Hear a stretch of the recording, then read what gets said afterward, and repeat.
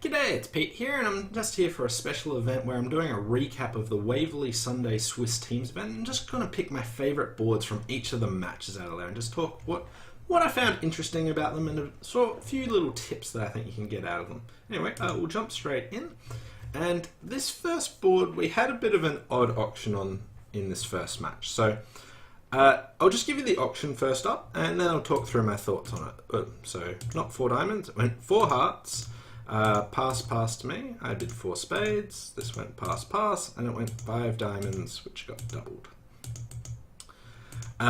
So this was the auction. The hand's not particularly interesting defense-wise or playing it, but first of all, I think this hand is far too good for a 4 heart opening. So yes, you've got a really good heart suit. I wouldn't mind ending up in 4 hearts, but with this opening strength hand, I really like just opening 1 heart with the intention of either rebidding 4 hearts. So if you open 1 and rebid 4, it says that you had a hand that was too good to open 4 hearts, so you've got opening strength and then you rebid it. I think that's probably a little bit too much on just a 7-2-2, so I'll just open 1 heart, rebid 2 hearts and compete to 3 hearts on this hand, depending on what actually happens in the defense. Secondly, with my bid, as I was sitting in south, so 4 spades, over those sort of 4 level preamps, you have to take a lot of pressure onto yourself and bid 4 spades. I think this is a clear 4 spade bid. I think I would do this on a fair bit weaker hands as well. You just sort of have to take the pressure. If you've got a decent suit, just go ahead and bid it. And this 5 diamond bid, I really don't like at all. You've got this distributional 6-4. You've got nothing in your partner's suit. The opponents have had to gamble. I would just pass it out and hope that you beat 4 spades. I think 5 diamonds is far too much on this hand. Anyway, I just thought I'd bring this hand up for a bit about high-level decisions and what's worth opening, what's worth bidding on, and so forth like that. Anyway, on to the next hand. So this was it from the second match. And on this hand, it went pass, and it went pass, and pass. So the auction's not too interesting here, but we got to 4 spades. So a couple of things about the auction. First of all, third seat favourable. If it went pass to me, I would be opening this hand. I'd probably bid 3 clubs. I think would be a reasonable preempt here. You don't want to let the opponents just have an uncontested auction. Here you've got a good suit, some distribution, so I think 3 clubs would be about right on it. The opponents will still probably get to 4 spades though. Anyway, on the play of this hand, I think there's a really interesting hand. I'm not sure if I played it the absolute best way, but I'll talk through my logic as we did it. So it went Queen of Clubs lead, and that went small, small, small, and now they switched to a diamond. So at this stage, they've led the Queen of Clubs and then switched to a diamond, which is kind of odd, and I get to win a diamond here. So the 8 wasn't winning. So at this stage, like, I had the option of playing like Ace of Hearts, Heart to the Jack, and then the King of Hearts, trying to throw my club loser away, which I'm sure some people would have done. I don't particularly like that line of play for a couple of reasons. Number one is that if the heart finesse fails, you are basically going down on this contract by losing a heart and 2 clubs, and you most likely have a spade loser, especially when you're eliminating your main entries to that north hand. Whereas I was okay with having 2. I've got 2 club losers, no hearts. I have this diamond loser that I can probably rough. And if I can keep my spade losers to 1, then I'll be okay. So I think there are 2 reasonable lines at this stage. You could either lead a low spade towards the queen straight away, or what I chose to do was lead a low heart up towards the king. Okay, just spurn that heart finesse. And now I let a low spade to the jack, because if there's a doubleton king of spades, I've got some extra play here. But I let a low spade, and the jack lost there, and they returned a diamond. Again, not a low diamond, but a higher diamond, and I won that. Okay, so at this stage, I played a spade to the queen, because if spades are 3-2, then I'm okay with just playing a heart to the ace, roughing, and I'll be alright. But the east hand showed out. So now it looks like I've got 2 club losers and 2 spade losers, because I've still got another one. So I played a heart to the ace, and I roughed my diamond, and played another heart. And now when the queen appeared, okay, my jack's a winner, but I can't really get there. So what I did at this stage was cash the ace of spades, and I cashed the queen of diamonds, and I sort of need to hope that West had a singleton club for their lead. So here at this stage, instead of playing a club, which would make me go down, I exited with my spade to their winning spade, threw my club away and hoped that they had the last heart, which if you were counting properly, you sort of marked, and then heart to my jack, and that was 10 tricks. So this was a really tricky hand.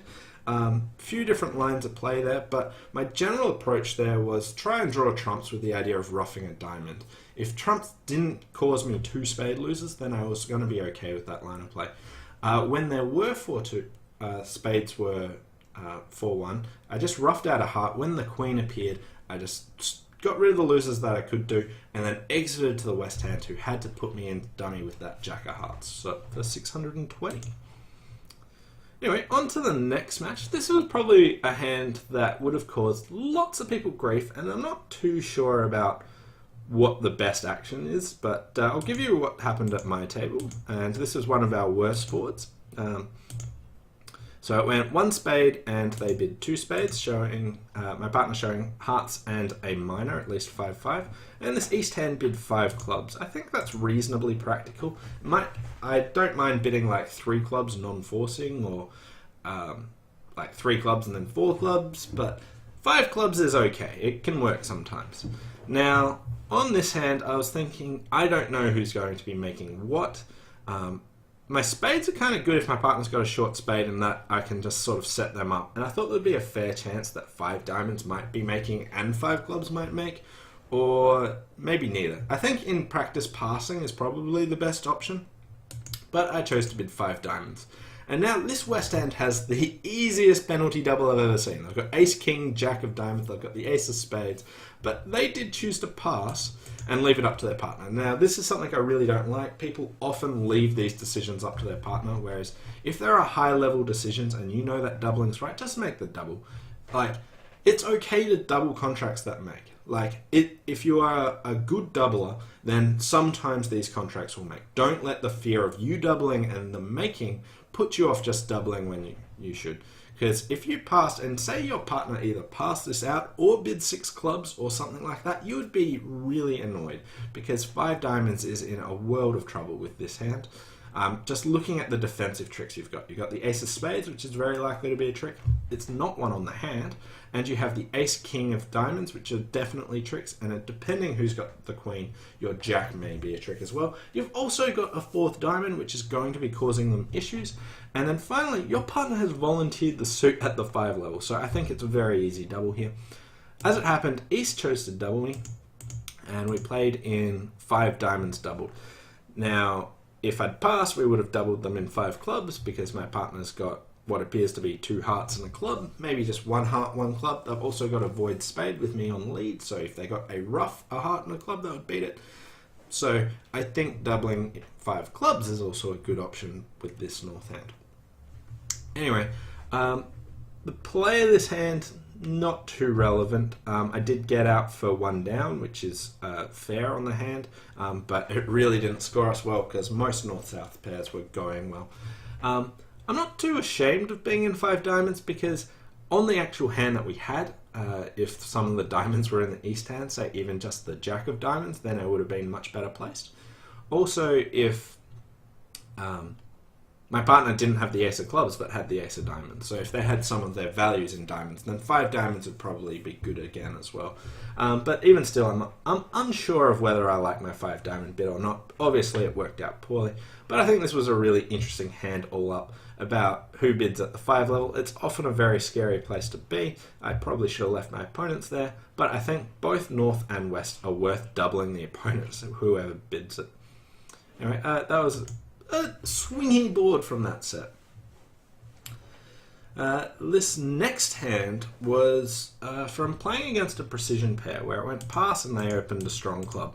Now, I just wanted to bring up this hand to illustrate my philosophy of how you should get in the way of precision pairs. Now, if you've got a distributional hand, you want to consume as much space as you can. Now, I didn't have that, but I did want to tell my partner that if they're on lead, I want them to lead a heart. because a heart lead is clearly going to be the best for our side looking at my ace-king.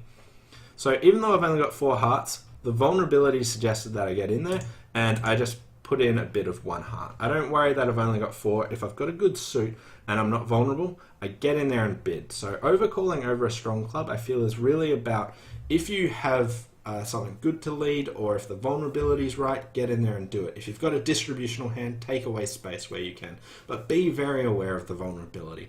If you're not vulnerable, give it a go. If you're vulnerable, you want good suits. Anyway, it followed up with double, and then my partner came up with the best bid that I could imagine, which was raising my heart bid to 3 hearts, which just said I've got a preemptive raise, I've got 4 card support, and I want to take away space from them. And this actually causes East a bit of a problem. Now, what I would bid on this hand is I would just make it takeout double and hope that your partner doesn't bid clubs. If they do, you're in some trouble. But they chose to bid 4 diamonds, which means that you put your spades on the back burner, which I don't really like. I think it's better to make it takeout double. It leaves penalizing the opponent. It leaves 3 no trumps on the table. It leaves 3 or 4 spades on the table, and it also has the option of getting to diamonds. One bad draw is that when your partner has clubs. Whereas if you bid 4 diamonds, you've lost spades, you've lost no trumps, you've lost clubs when your partner actually has clubs, and you lost the penalty pass. So you're sort of putting all your eggs in one basket there. So I'd much prefer a takeout double there. But went 4 diamonds, and they missed their 4 spade contract and actually went 1 down in 4 diamonds. But you can see that what really happened here was the pressure bids. We got in there. With my balanced hand and good hearts, I could only manage creeping in at the 1 level, but my partner with good support, a little bit of distribution, can jack it up and get it up to 3 hearts, and that really puts the pressure on precision pairs. So I thought I'd just illustrate this hand for ideas about how to defend against precision. Don't be afraid that they've got a strong hand. You want to cram them for space where you can, but be aware of the vulnerability. This next hand, I'll give you the option that we had, which was this. We were playing Akol, where it could have been a 4-card heart suit, but the auction proceeded like this, and went 3 spades, all pass. And we missed our game here. So first of all, even if you're playing 4-card majors, I would raise to 2 hearts with this north hand. You've got 3-card support. Most of the time you will have a 5-3 fit. When you don't, your partner's got a strong no trump, and yeah, I would just support straight away. Anyway, 1 spade's not terrible, and it goes 2 diamonds overcall, and this hand the West hand chose to pass over 3 spades rather than supporting straight away, because they didn't know is 5 diamonds a good sacrifice, or are the opponents even going to bid game? They got a really big fit, and they know we should be bidding game, but it doesn't mean that we have yet. Anyway, with this 3 spade hand bid, North only has 7 points. They could have 6 to 9 or 6+ points. Now, they've only got 7, so they're at the bottom end, but this is a really, really good 7. So first of all, they've got a doubleton, which is worth something, but also if you look at all their points, they're in their long suits, they're in the suits that I've bid as well, and you have good intermediates here. You've got some 10s and 9s, so I think this is well worth raising to 4 spades on if your partner's inviting. So it's not just looking at your high card points and saying that's enough is enough, but look, you've got an extra trump, you've got points that are together. They're in the suits that we've been bidding, you've got the intermediates. Everything about this hand to me screams that you should be accepting the invite and bidding onto 4 spades. So I just wanted to bring this hand in for about hand evaluation, and mentioning that you don't just count high card points when your partner makes an invite. I think it's really valuable to think, are my cards working? Are my cards connected to each other? Do I have intermediates? Do I have shortages? Do I have extra trumps? These are all good things, and this North hand, even though it's in the minimum sort of range, has all of those factors, so I think it's well worth putting it to 4 spades on this hand. Anyway, the final hand that I wanted to bring up was this one, where again it was against an Akol pair, and about hand evaluation again. So hand went 1 no trump, 11 to 14, and it went transfer, and it went 2 spades, and they did 2 no trumps. So Wes has done a perfect job describing their hand. So this is how you show an invitational hand with 5 spades. If you've got a 5-card major, you don't transfer and insist on it, because your partner may only have a doubleton. So if your partner may have a doubleton, you want to offer them no trumps. So this is how you show 5 spades in an invitational hand. So they did really well with their 11 points. And this East hand with their 13 didn't like their 13 for some reason, but they did have a spade fit, and they just put it back to 3 spades, and that's where the option rested. Now, I think this is a fantastic 13 count. I have a completely opposite viewpoint about this, and I'll talk through why. So, first of all your points are in your long suits, no points wasted in your shortage. Secondly, you do have a shortage, so that's also good. Finally, aces and kings are really, really valuable. They're sort of undervalued in the high card point system. So if you have aces and kings, they're actually better. The majority of your points here are aces and kings. You've only got 1 queen, and that is with your supporting cards, which is also in your 5-card suit, which makes it even better. So I think this is a really fantastic weak no trump. I wouldn't think that you could have any better than this, so I would definitely be bidding 4 spades. So again, it comes not back to high card points. People think maybe aces and spaces, you've got too many aces. Aces are fantastic. You really want to upgrade for having aces. And it's got intermediate, it's got 2 10s and a 9, it's got reasonable pips in its 5-card suit. So lots of good things about this hand. Really, to me, I think this is a fantastic 1 no trump, and I would definitely be bidding 4 spades with it. So a couple of hands just to finish off to describe about hand evaluation. Don't only look for points, don't only look for negatives. There are so many positives that you can look for in hands. 5-card suits, shortages, intermediates, having aces and kings, or having your honors connected. Like having this queen connected to a higher honor makes it a really good one. Whereas if you put it in with the hearts, it would be a pretty bad one. Anyway, that's it from me. Hope you enjoyed this recap from the Waverley Swiss teams. And thanks for watching, and I'll see you next time. Bye for now.